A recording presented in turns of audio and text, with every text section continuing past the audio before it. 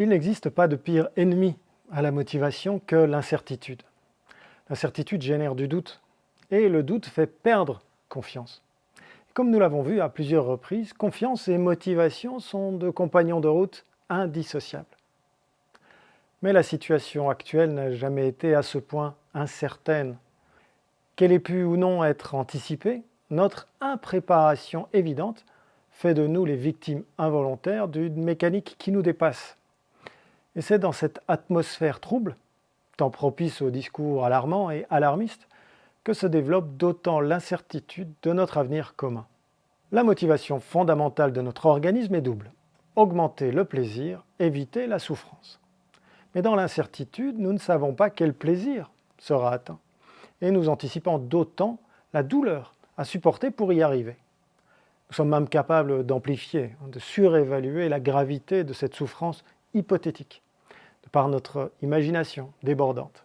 La motivation systémique va donc s'attacher à valoriser les attitudes positives et stimulantes de l'organisation, sur base des 3 niveaux de mobilisation dont nous avons déjà souvent parlé. Au niveau satisfaction, il va être important de rassurer sur le présent et sur l'avenir. Mais il ne faut pas mentir, ni enjoliver naïvement le futur. L'état d'esprit étant à la suspicion et à la peur, il est préférable d'être honnête et d'exprimer une certaine réserve sur les garanties. Car plus que des promesses d'un avenir radieux, les collaborateurs ont besoin d'avoir confiance dans leur direction. Ils ont besoin de pouvoir anticiper pour assurer leur sécurité et celle de leurs proches. Les surprises, même bonnes, sont souvent malvenues.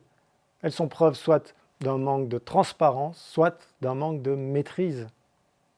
Au niveau motivation, il sera bon de mettre en avant les actions positives et spontanées des collaborateurs les plus résilients. Il faudra augmenter les signes de reconnaissance, sans pour autant les banaliser.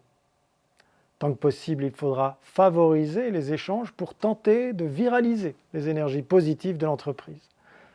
Par contre, il faudra être très attentif aux effets pervers de ce type d'influence. Le premier effet indésirable est la stigmatisation des moins positifs. Nous l'avons vu, les râleurs ne sont pas forcément les moins motivés. La crise et l'incertitude sont un terreau pour leur comportement anxieux et anxiogène. Il est bon de prendre cette attitude d'écoute du coach. De quoi as-tu besoin pour avancer ? Un second effet nuisible est celui qui pourrait atteindre les plus motivés. Valorisés dans leur comportement, ils sentiront naturellement monter en eux la portance du leadership. Cette sensation magique de celui qu'on écoute et que l'on suit. Je vous renvoie alors vers la séquence 26 sur le leadership. Au niveau engagement, il risque fort de ne rester que ceux qui ont investi dans l'entreprise, soit financièrement par une participation quelconque, soit fonctionnellement par une expertise spécifique qui n'a de valeur que dans ce contexte particulier. Enfermé dans une cage, le confinement intellectuel sera très mauvaise conseillère. Il sera important de garder un œil sur ce qui se passe à l'extérieur. Restez attentif et surtout curieux pour apporter le plus d'air frais possible au sein de l'organisation. Donnez votre avis dans les commentaires et si vous en voulez plus, stimulez le système.